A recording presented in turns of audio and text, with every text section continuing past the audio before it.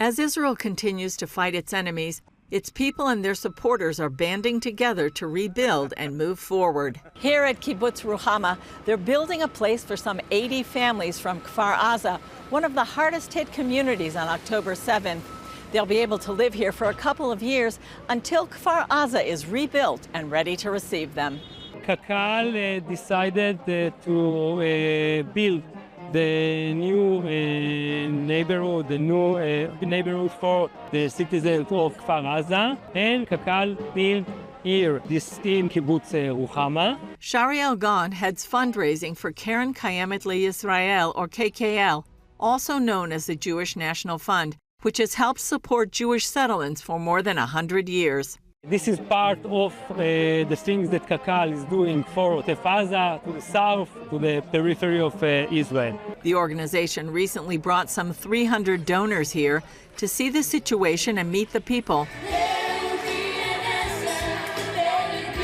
They also joined together for a finale they called Seeds of Hope, a tribute event for the Western Negev, the general area attacked on October 7th.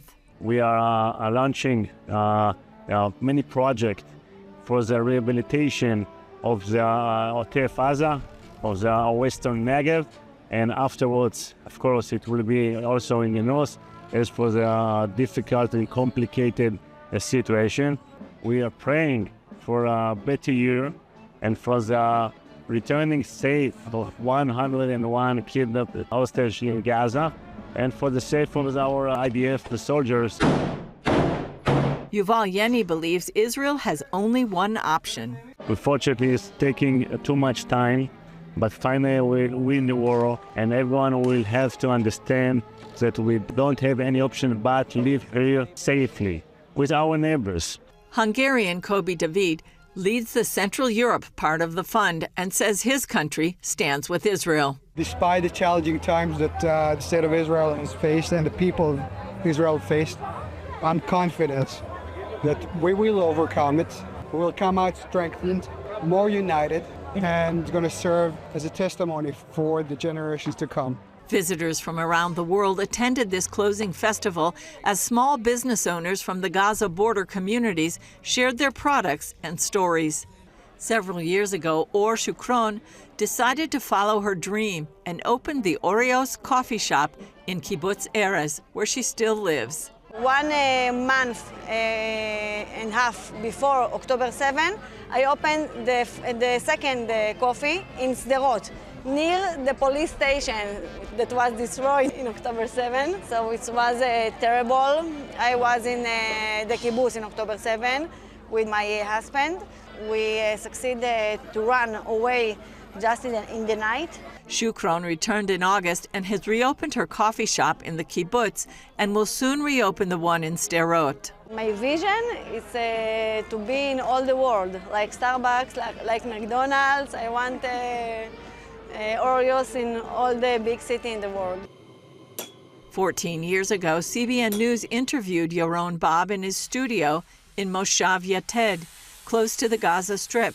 Even then, he transformed terrorist rockets into roses. I'm turning rockets into sculptures, from darkness into light. On October 7th, their community lost power and all communication for more than 30 hours, and Bob found evidence of terrorist activity in his backyard.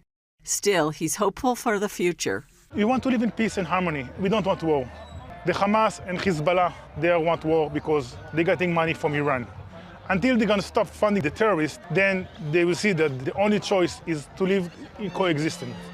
Gadi Yarkoni heads the Eshkol Regional Council and oversees many of the ravaged communities. We think about the 7th of October every day on one hand, and on the other hand, we think about the hope of continuing. What bothers us is the hostages. Yarkoni has no doubt people will rebuild the houses, although resurrecting community life will take more time. He praises the support received from Christians. The most important thing is A, that the hostages will return, and B, after this, we need to remember the mission is long. The mission won't finish in a year. We're here to stay, but we need you to stay with us for many years and come see us, help us, and hug us. The hug is very important. Julie Stahl, CBN News, Kibbutz Ruhamma, the Western Negev.